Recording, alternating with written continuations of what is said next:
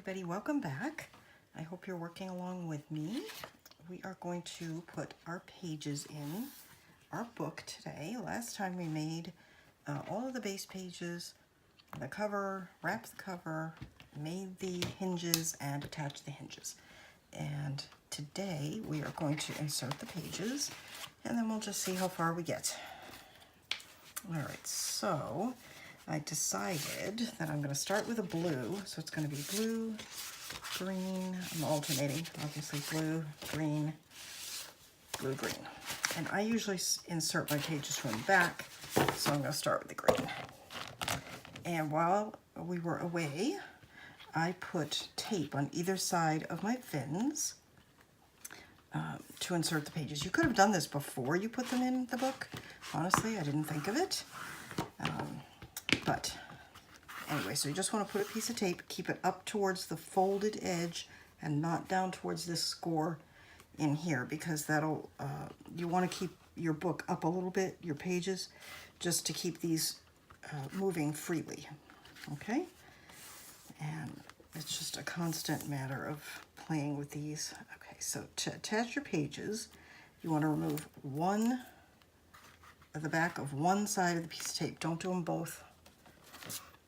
Okay, the pages go in this way so that this one is opening as if you were reading a book, okay? And then this one is on the back going that way. So what you need is to find this opening here. Can you see that? It's so dark, it's hard to see, okay? Maybe, no, can't do it. Okay, but anyway, keep the flap out of the way. And we're going to slide this onto our fin, being careful not to let it catch. Sorry.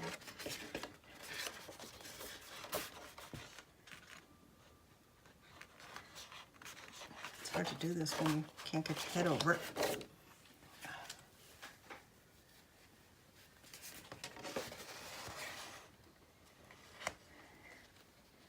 And you don't want to pinch it or anything because you don't want it to catch yet. So slide it down and stop at least a 1/16 of an inch away from the fold and press, okay? And then you're going to flip it over. You're going to take a pokey tool and reach up in there, grab the tape, the back of the tape I should say, pull it out, and then I like to lift the page to vertical and press.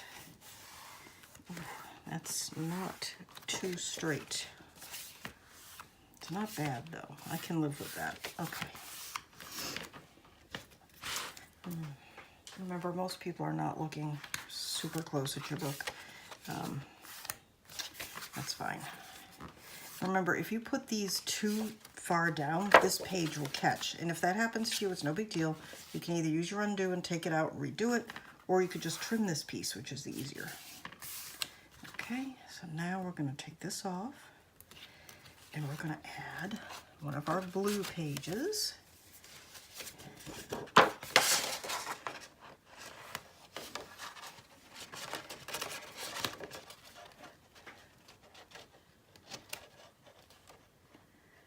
And of course, I'm using blue and green because I didn't have enough cardstock of either color, and I didn't want to buy any, so that's why I'm using two colors.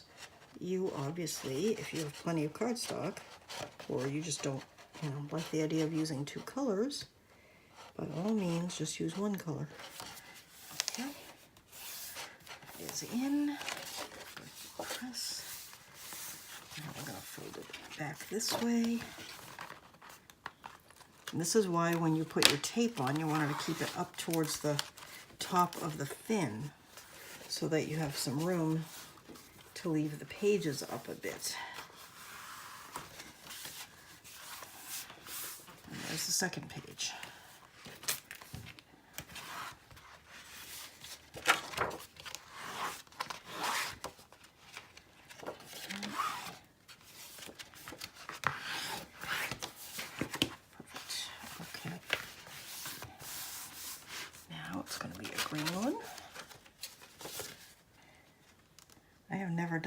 was 6 pages before. I don't think I've ever done one with 5. I might have. 4 is what I usually do. So,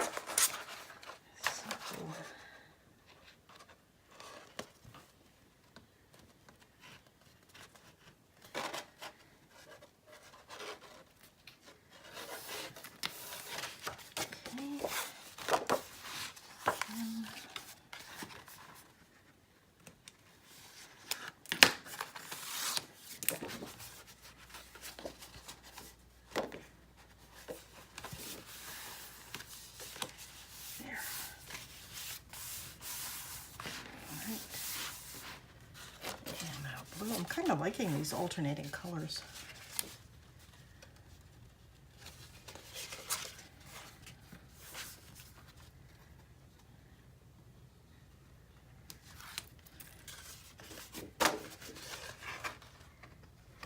There's quite a bit of blue in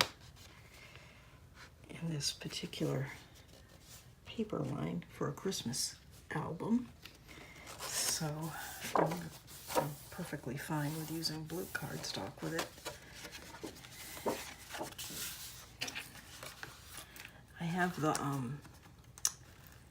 Santa Baby from Prima, which was this year's Christmas paper from Prima, and also Pink Christmas from Santeria. Santeria? Stamperia? Isn't that like a religion? I don't know. What's it called? Stamperia? Stamperia? I don't know. Anyway, and that one's pink too, Pink Christmas. And I have another more traditional color Christmas one, also from Stamperia. But I don't know if I'm going to have time to get to some of the others. We shall see, because I really do like the pink ones. I'm finding them very pretty.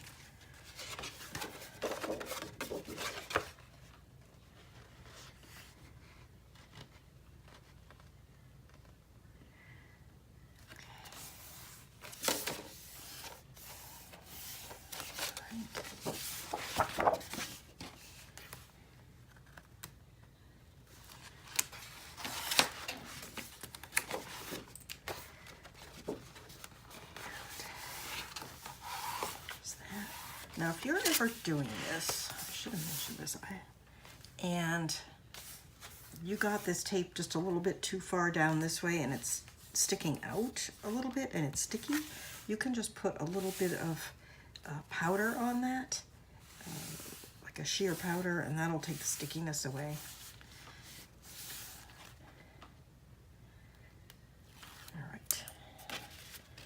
For some reason, usually when I get to the last page, I flip the whole thing around and put it on from that direction, but things are going, knock on wood, reasonably smoothly, so we are going to give this one a shot from this direction.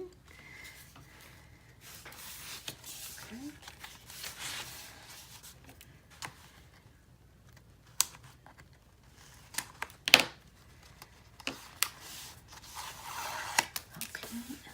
Lift it to vertical and attach. There we go.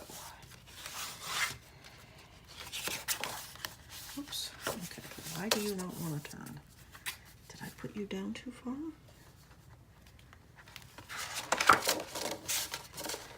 See, I spoke too soon about things going smoothly. Well, I think maybe it's alright. Maybe it just needs to be burnished.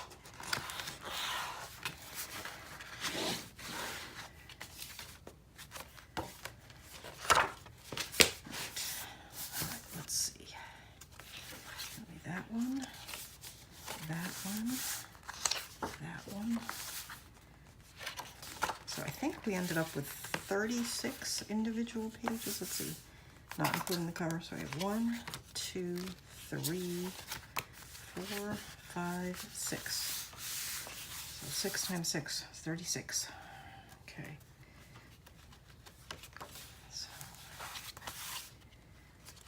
So we will have, now that one is up a little bit, I feel like, but I think it's okay.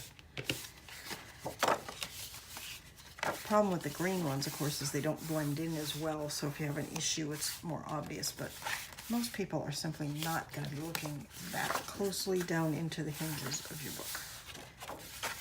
And there's plenty of ways you can disguise it, so I'm not worried about it. Now that looks a little shiny. Is that right there? So I may put a little powder on that to take up that. That is just a little bit. But I'm okay with it because I think the pages swing more easily if they're up a little bit. So I can just put a little powder there and that'll take that stickiness away. Okay. All right. Perfect. Okay. There is our book. We have a lot of pages to play with. I'm kind of excited about it. All right, now, look how chunky and fat this book is. Oh, my goodness. Now, what I need to do, we can start on the inside. I'll probably do the cover later. I'm going to use a ribbon closure, and I'm almost certainly going to forget to put it on because that's how I roll. So we'll be able to do some pages that don't have one of the numbers on them.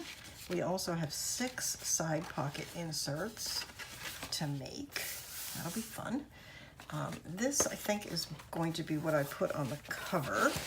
I took one of the ephemera cards, because as it turns out, I apparently did not buy the chipboard, which is kind of weird. I usually buy the chipboard pieces, but apparently I did not. That's okay. I took this piece and just put it on some chipboard, and I used my black ink and just inked the side of it so that it's not so obvious.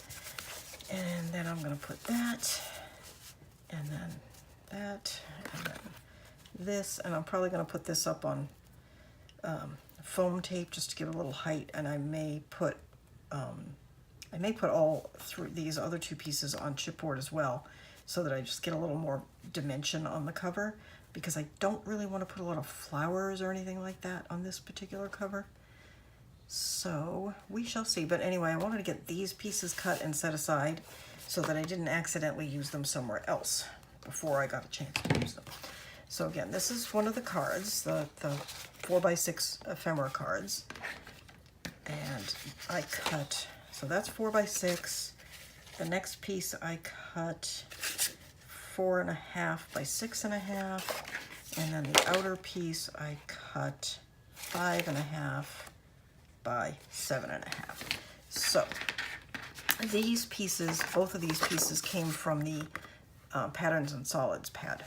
So go ahead and set aside whatever it is you want to use on your cover. Set that aside now before you go any further in the book, because you don't want to run out of paper before you get to that point. And this spine, I need to pick out a piece for the spine and cut out, choose and cut out whatever I'm going to put on the back, because that's another large piece. And I want to have those set aside so I don't run out of paper before I get to them. So we did not do a lot today, but we got our pages in our book. So we did achieve something good.